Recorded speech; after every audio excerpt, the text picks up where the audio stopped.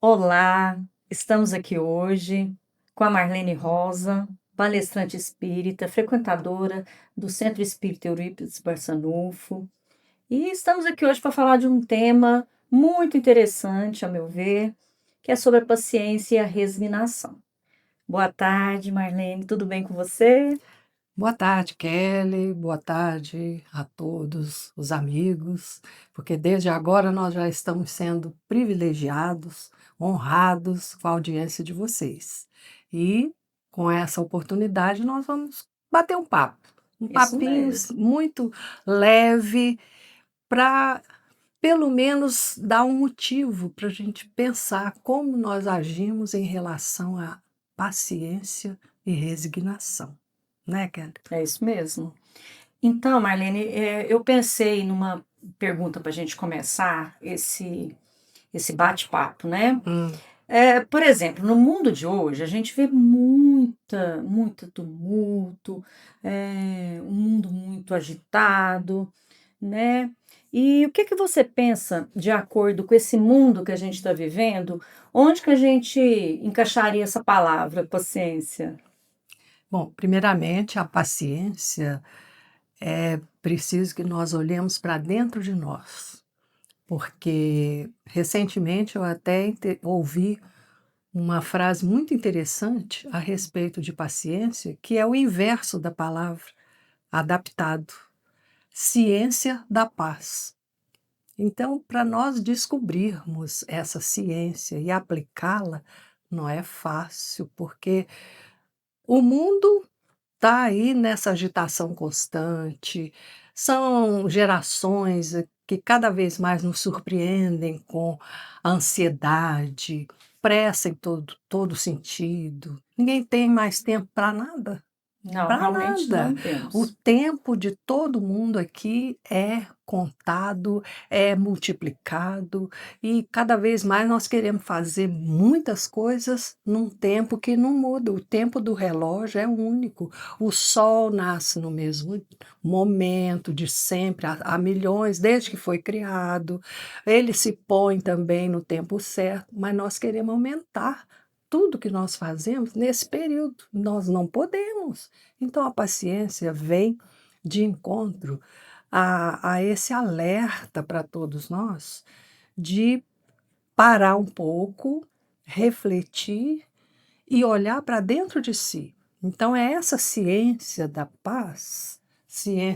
paciência, que nós vamos então começar a vislumbrar que eu preciso moderar os meus hábitos, moderar a minha forma de conversar no lar, moderar as minhas apreciações das pessoas, porque não é só pela palavra que nós ficamos ansiosos, que vamos, querer falar muita coisa ao mesmo tempo. Não, nós precisamos também pensar na questão mental. Com certeza. Porque a conduta do ser humano é uma conduta composta de atos e pensamentos. Então, essa paciência vai nos ajudar a sermos pessoas melhores, a termos um sentimento mais fraterno, desenvolver um trabalho profissional, por exemplo, com mais calma, com mais perfeição, com a mente voltada realmente para aquela situação. Então é realmente um desafio muito grande, essa ciência que nós precisamos assimilar para termos essa paz interior que vai propiciar, por sua vez, a paciência em todos os nossos atos. Mas muitas vezes as pessoas acham que ter paciência é uma coisa resignada, é uma coisa de passiva, na verdade. E, o que que você pensa sobre isso? Na verdade, eu não acho que é tão passivo, Não, né. não é, pelo contrário. A paciência exige que nós estejamos sempre articulando pensamentos, ideias, mas num ritmo adequado.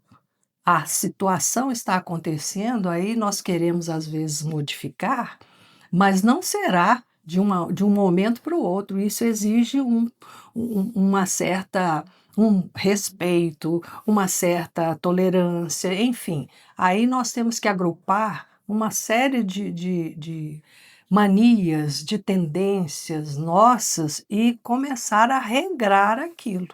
Porque não é o tumulto exterior, não é a ansiedade do mundo atual que vai fazer com que nós tenhamos hábitos diferentes, que nós passemos de uma situação de calma, tranquilidade para uma agitação ou vice-versa. Não, de forma alguma.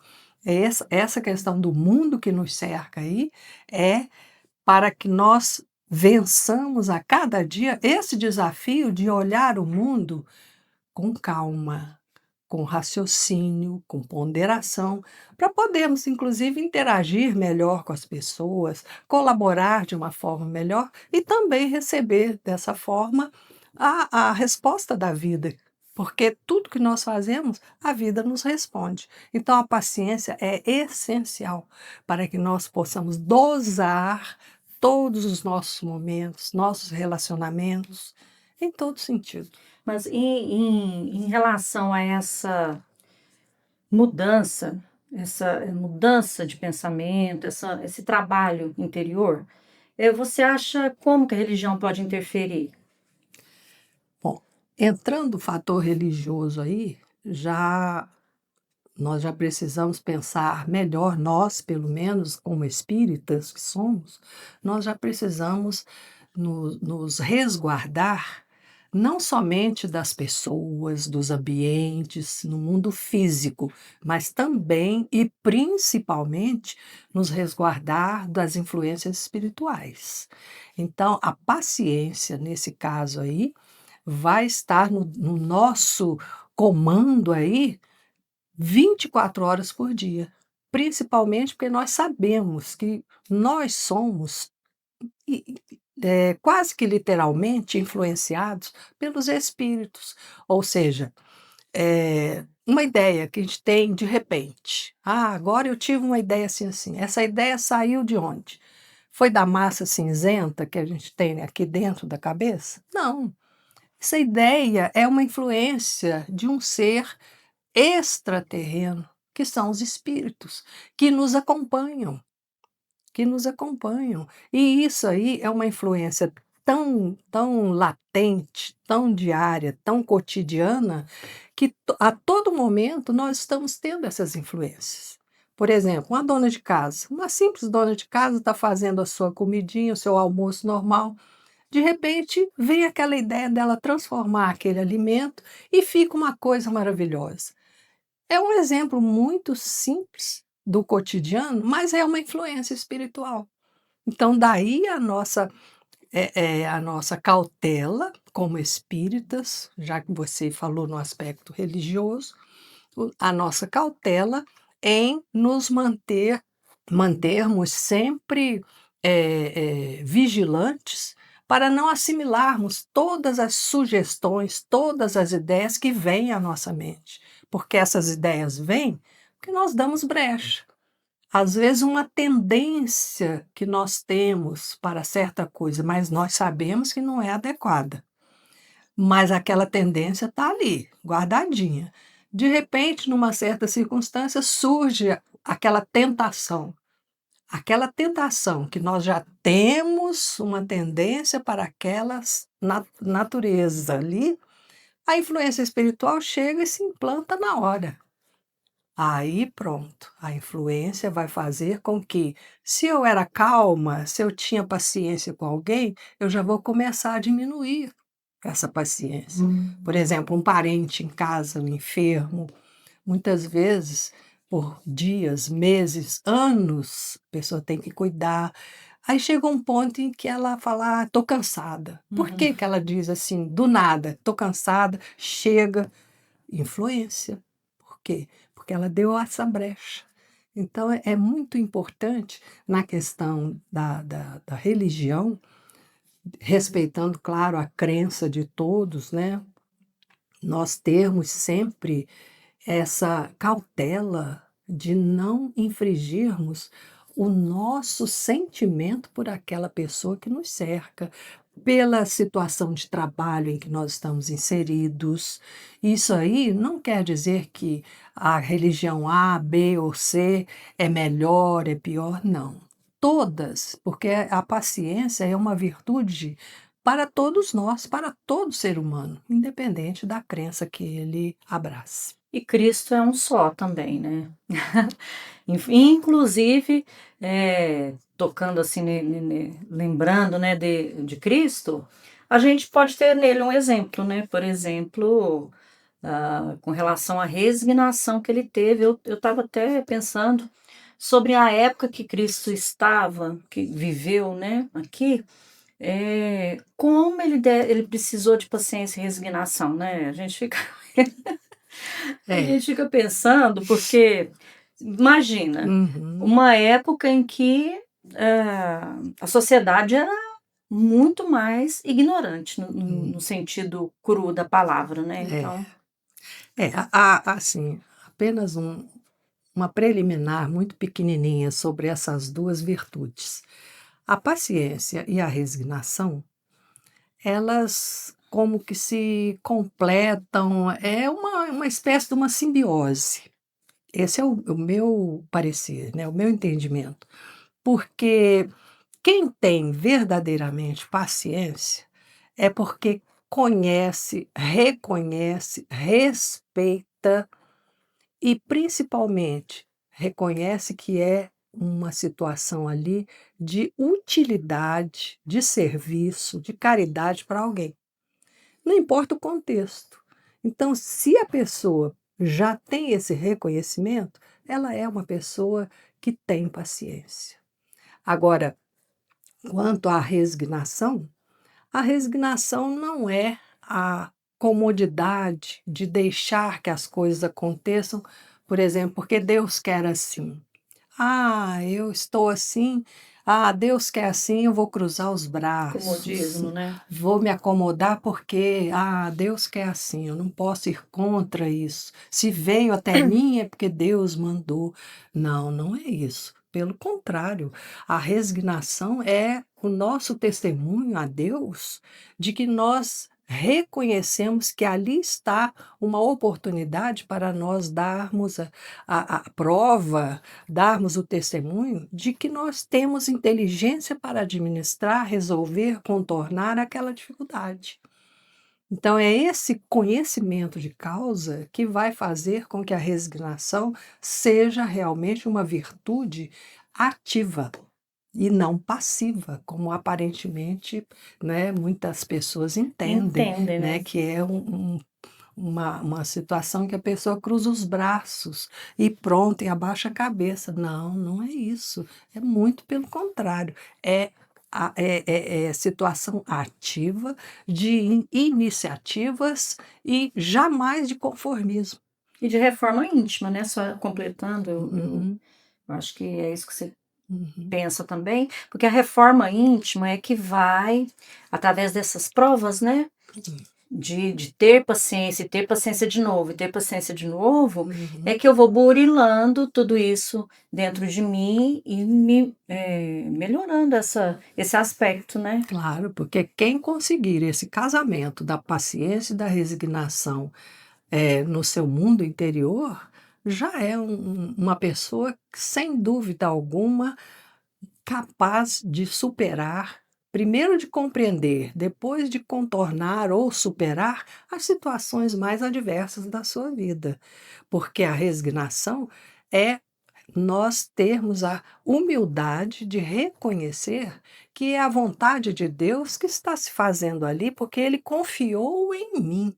E se Ele confiou em mim, é porque Ele sabe que eu, como um ser inteligente, porque a inteligência, Ele me capacitou com isso, Ele sabe que eu sou capaz, porque Deus não manda cargas pesadas em ombros fracos. Então, a resignação é, acima de tudo, o reconhecimento que ali está se fazendo a vontade de Deus, mas que confiou em mim, nos meus ombros fortes.